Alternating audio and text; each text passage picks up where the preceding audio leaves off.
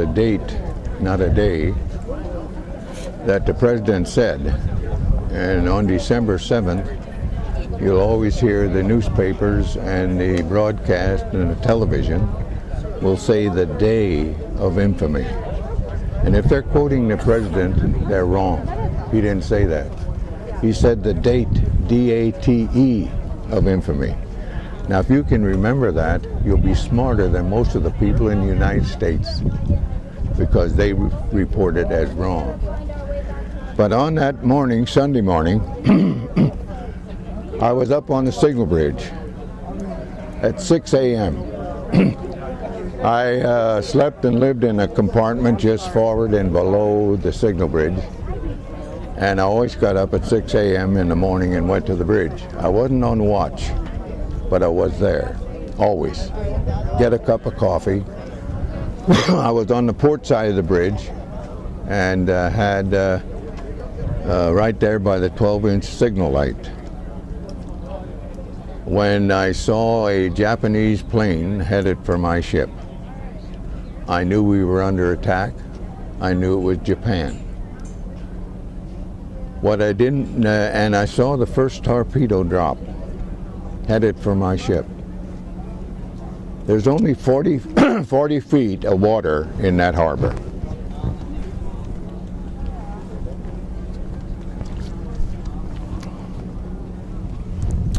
And I knew that torpedo was going to get stuck in the mud. What I didn't know is the Japanese worked long and hard hours to develop a torpedo that would work, and they did. They had wooden fins on them. I don't know what that had to do with it, but they worked. And I felt 6 torpedoes hit my ship. It was a tremendous blast and fire and noise. Hell was beginning to explode. The U.S. Navy said my ship was hit by 7 torpedoes, and the Japanese Navy said my ship was hit by 9 torpedoes. And I think the Japanese were right. There was one torpedo knocked our rudder off, and I don't think I would have felt that. But we definitely began to list to port. That meant rolling over. The Tennessee, the USS Oklahoma, just ahead of us, did roll over. And on the West Virginia, we had an outstanding crew. They were fantastic. And our damage control people immediately started flooding compartments on the starboard side of the ship so that the ship would come back, and it did. Our ship did not roll over. So we were very fortunate there. And there were 2 bombs. The Japanese also developed a special bomb, a great big thing, one for each battleship in the harbor. And that big bomb hit the Arizona's forward magazine. And the forward magazine exploded, and that's what destroyed the ship. And there was a very dear friend, Admiral Kidd, on there. He was aboard that morning and he was killed. And I was very sad about that because he and I were very dear friends. And on the battleship West Virginia, as we were called to general quarters, that's all hands man your battle stations, and we were in the process of doing that. And I was at my battle station, and most others were, or getting to there. And then the order came to abandon ship. Now, you'll have to excuse me, but sometimes when I'm talking about Pearl Harbor and World War II, I swear a lot. And I'll try not to, but sometimes it just slips out.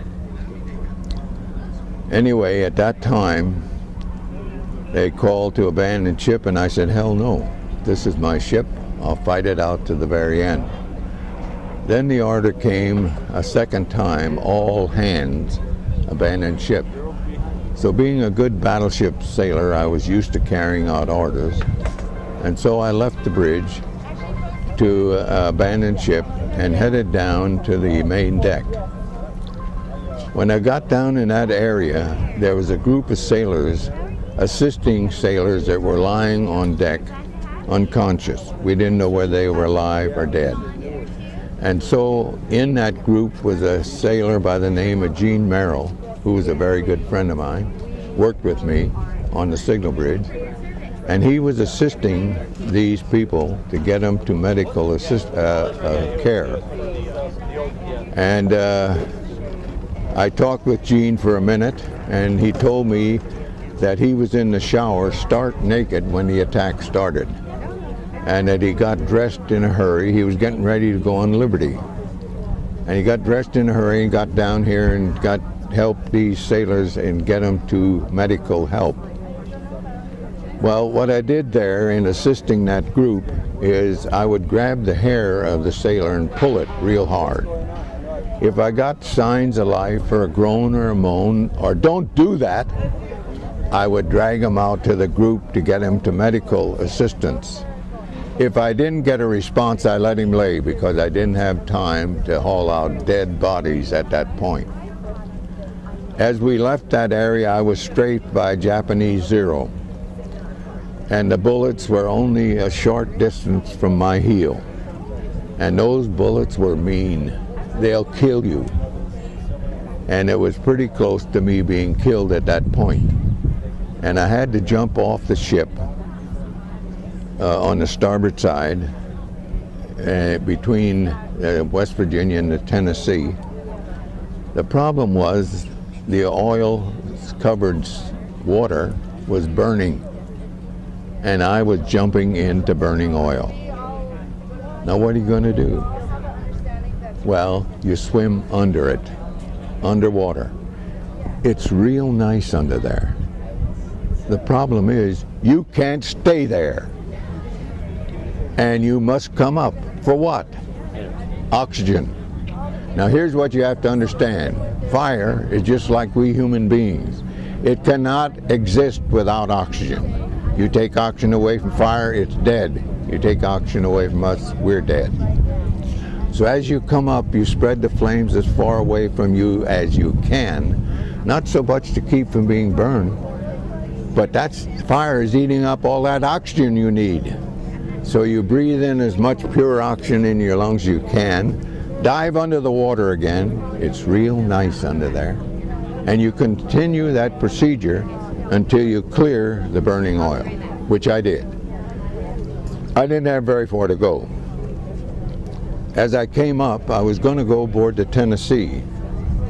And as I started to do that, I looked at the quarterdeck on the starboard side of the West Virginia, and there was a repair party formed there of officers.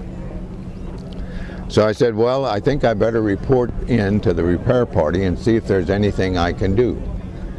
Now, Jack Casperson, a second-class signalman, worked with me in the Bunting repair shop just forward and below the signal bridge, and he reported in there exactly at the same time. Now, where Jack had been before that and where I'd been, we didn't know. But we both asked the officers if there was anything we could do, and they said yes. Go up amidships and put that fire out. There's sailors fighting that fire up there, relieve them, and we will send relief up to you because it's so hot there you won't be able to stand the heat. We said, yes, sir.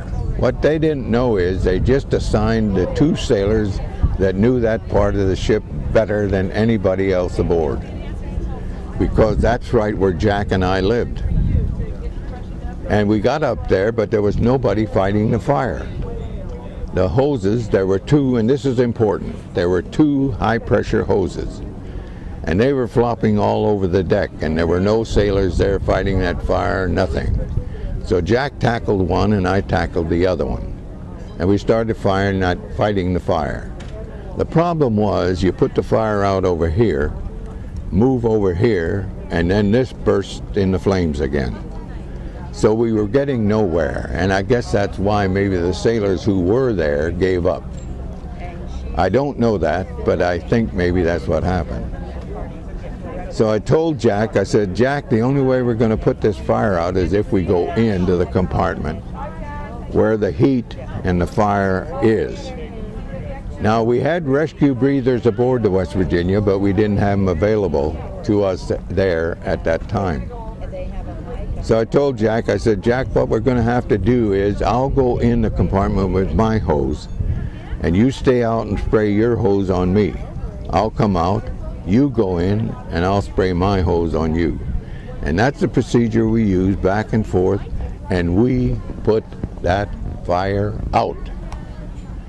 The problem was, at the end, Jack stayed in too long and was overcome by smoke. Dumb son of a bitch scared me to death. I went in and drug him out, and there was no sign of life.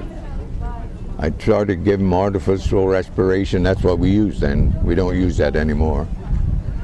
And then a whole crowd of sailors show up. And I was real upset. I said, God damn you bastards, what are you showing up now for? The fire's out. I needed you 30 minutes ago. You can get the hell out of here. But with them was a doctor. And the doctor took Jack away. At that time, as far as I knew, Jack was dead. Now, when I'm talking to students, I warn them about my spelling, but then I look them all in the eye, and I say, I think this class could outswear me anyway, so I'm not going to worry too much about that. And I had to have some time to explain about Jack Casperson. So I'd always have the teacher give me a 5-minute warning before the end of the period. I had 52 minutes for each class. And he'd give me a 5-minute warning because I like to wind up my talk right at the end of the bell, because that way I got a standing ovation. And then also I needed time to explain to them about Jack Casperson, because Jack Casperson was really still alive, only I didn't know it. It was about mid-1943. Jack's ship came into San Francisco Harbor, and my ship came in at the same time. Now at that time, Beverly and I were living in Oakland on Telegraph Avenue. And Jack got up there before I did. So Beverly said, Jack, you know, John is due here any minute. And I'm going to put you in his closet until you come home. I said, okay. So when I come in, Jack jumps out of the closet. Jack comes out of the closet. Now Jack wasn't gay, although there's nothing wrong with that, but he literally came out of my closet. And I think I grabbed him and hugged him and kissed him. I'm not sure about that, but I think I did. And Beverly, being the understanding person she was, she had to be married to me. She said, why don't you and Jack go over to San Francisco and celebrate? Now, you know, Jack and I were real good at that. Now, there was a problem. I had to bring meat home for dinner. Now, you have to understand something I never did understand, and that is rationing. During World War II, everybody had money, but it wasn't a matter of money. You had to have tokens or coupons or whatever to buy anything. Everything was rationed. And Jack and I were having such a good time. I tell students we couldn't find our ass with both hands. And we were staggering all over San Francisco and really having a great time. But I looked at my watch and it said, Jack, it's 10 o'clock and we were supposed to be home and bring meat home for dinner. Now you have to understand, at that time, a butcher had to wait on you. You couldn't just pick up meat like you do now. A butcher had to wait on you, and in San Francisco, the Butchers Union had a very strong union, and they closed at 6 p.m. What are we going to do? What can we do? Well, I'll tell you what I did. I went into a hamburger stand and I ordered 15 hamburgers. Only don't cook them. And he did. He gave me 15 hamburgers, and I'm sitting there wadding the meat together, throwing it in one bag, throwing the buns in another bag. Jack is over getting a big bouquet of flowers and a big box of candy. And we get on the key system going to Oakland.